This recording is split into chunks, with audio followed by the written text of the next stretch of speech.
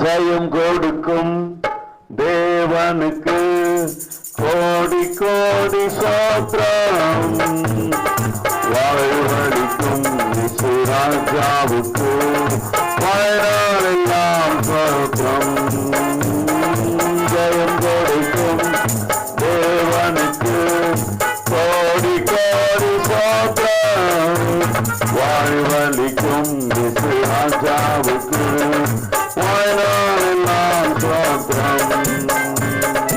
அல்லேலூயா அல்லேலூயா பாடுவேன் ஆனந்ததொலியா உயர்த்துவேன். அல்லேலூயா அல்லேலூயா பாடுவேன் ஆனந்ததொலியா உயர்த்துவேன். ஜெயம் கொடுக்கும் தேவனுக்கு கோடி கோடி சோத்திரம்.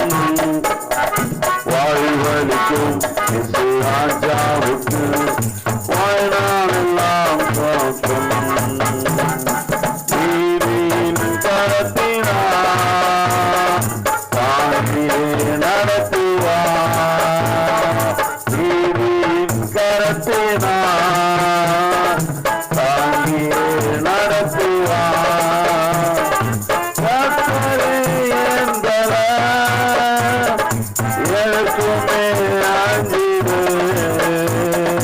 கர்த்தரே என் பலன், எனக்குமே அஞ்சிடுவேன். ஜெயம் கொடுக்கும் தேவனுக்கு கோடி கோடி சோத்திரம். வாழ்வழிக்கும் ராஜாவுக்கு வாழ்நாளெல்லாம் சோத்திரம். அற்புதம் செய்தவர், அகிலமும் படைத்தவர். அற்புதம் செய்பவர், அகிலமும் படைத்தவர். ஊக்கத்தில் வல்லவர், மீட்பர் ஜெயிக்கிறார். ஊக்கத்தில் வல்லவர், மீட்பர் ஜெயிக்கிறார். ஜெயம் கொடுக்கும் தேவனுக்கு கோடி கோடி சோத்திரம். வாழ்வழிக்கும் ராஜாவுக்கு வாழ்நாளெல்லாம் சோத்திரம். நம்பிக்கை தேவனே, நன்மையை அளிப்பவர். நம்பிக்கை தேவனே, நன்மையை அளிப்பவர். வார்த்தையை அனுப்பியே மகிமைப்படுத்துவார். வார்த்தையை அனுப்பியே மகிமைப்படுத்துவார். ஜெயம் கொடுக்கும் தேவனுக்கு கோடி கோடி சோத்திரம். வாழ்வழிக்கும் ராஜாவுக்கு வாழ்நாளெல்லாம் சோத்திரம். உண்மை தேவனே, உலகம் நிறைந்தவர். உண்மை தேவனே, உலகம் நிறைந்தவர்.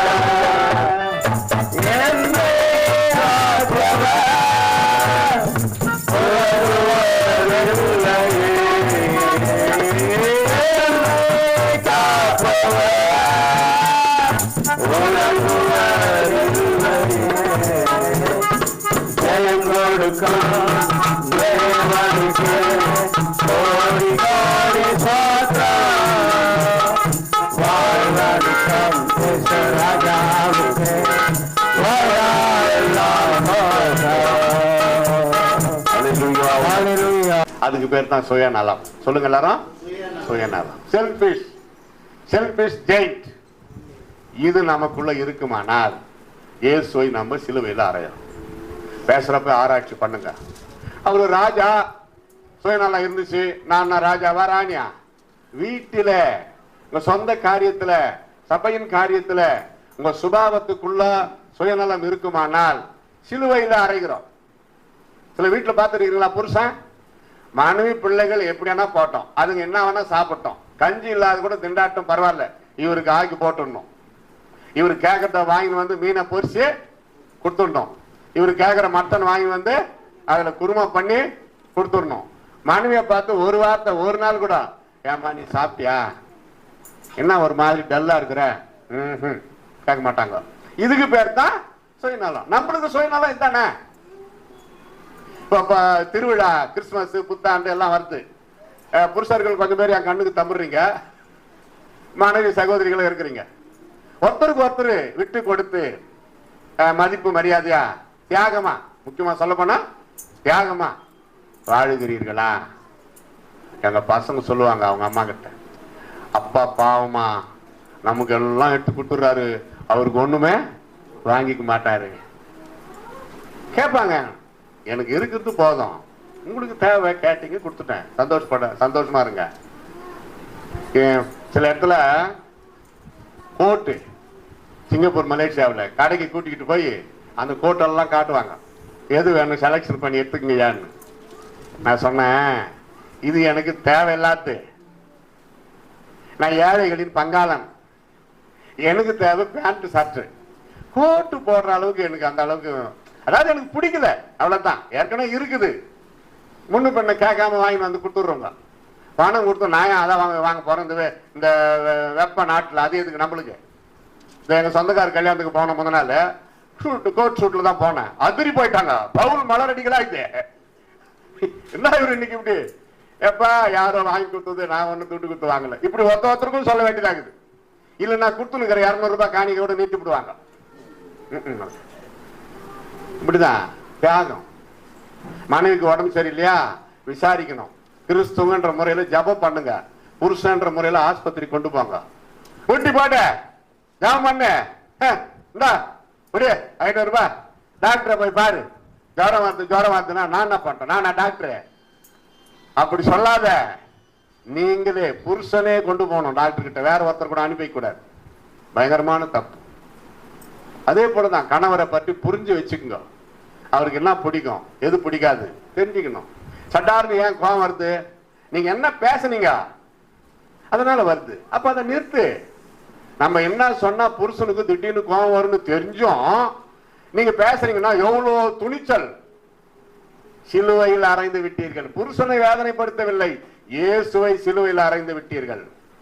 பாடா எங்க வீட்டுக்காரன நல்லா நறுக்குன்னு 4 கேள்வி கேட்டேன், நெத்திக்கு உக்கான்னு அழுதுன்னு இருப்பாரு, அதுல ஒரு சந்தோஷமா?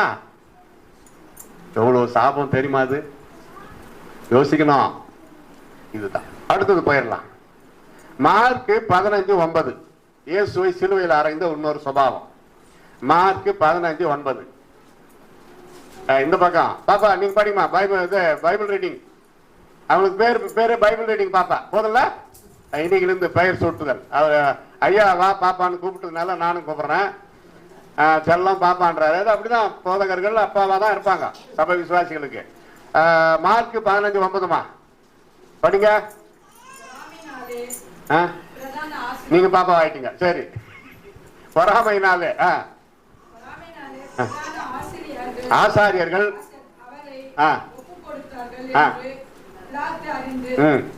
அவர்களை நோக்கி, நான் யூதருடைய ராஜாவை உங்களுக்கு விடுதலை வேண்டும் என்று இருக்கிறீர்களா என்று கேட்டான். இங்க பாருங்க, முதல் வார்த்தை எப்படி என்ன துவங்குது? பிரதான ஆசாரியர்களுக்குள்ள என்ன வந்துருச்சு? பொறாமை, ஜெலசிஸ். ஜெலசிஸ் இயேசு கிறிஸ்து செய்த ஊழியத்தினால உண்டான பொறாமை இருக்கும். அண்ணனுக்கு பாஸ்ட் அண்ணனுக்கு விரோதமா அந்த ஜெலசிஸ், பொறாமை ஆவி, வன்கண்கள், துஷ்டத்தனங்கள், கெட்ட ஆவிகள் கிரி செய்யும். அது தெரியும், நம்மளுக்கு ஆவியில தெரியும். இந்த வட்டருங்கெல்லாம் கல் அடிக்கிறாங்களே, அந்த ஏரியாவில் சர்ச்சு கட்டாடுறா, சின்ன பசங்களை கூட சேர்றா சொல்லுவானுங்க. எல்லாருக்கும் சேர், கூட்டம் முடிஞ்சுதான் சாப்பாடு, அது முக்கியமான நாள்ல பிரியாணி. சர்ச்சு கிராமத்துல மியூசிக் செட் எல்லாம் இருக்குதுரா. இப்படி பேச பேச அந்த பொறாமையின் ஆவி வந்து அவங்களையும் தாக்கம், பாதிக்கப்படுற நம்மளையும் கொஞ்சம் தாக்கம் லேசா, ஆனா ஒண்ணும் பண்ணாது. ஐயா, ஒரு ஏழை குடும்பத்துல பசுமாடு கண்குட்டி போச்சியா, முதல் பாலை காய்ச்சினா அது கடும்பா மாறும், ரொம்ப பிடிக்கும் எனக்கு. அது அதை கட் பண்ணி ஒருத்தருக்கும் அந்த கிராமத்துல அந்த அம்மா கொடுத்துருக்குறாங்க. எல்லாரும் ரொம்ப சந்தோஷம்னு வாங்கி வச்சுக்கினாங்க. ஒரு அம்மா, கண்குட்டி போச்சா? ஆமா ஆண்டி. இதான் முதல் பாலா? ஆமா ஆண்டி. அதான் கடைசி பால். பேசுறப்ப நல்லா தான் இருக்குது, அந்த எண்ணம் என்னன்னா ஒர்க் அவுட் ஆயிருக்கு தெரியுமா அந்த பொம்பளை உள்ளத்துல? நான் சொல்லிட்டா, மாடு கண்ணுக்குட்டி போட்டுச்சு, 6 மாசத்துக்கு மேல பால் கறந்து 2 வேலையும் ஸ்டோர்ல ஊத்துனாங்கன்னா பணம் கிடைக்க போகுது, அவங்களும் பாலும் சோறுமா சாப்பிட போறாங்க.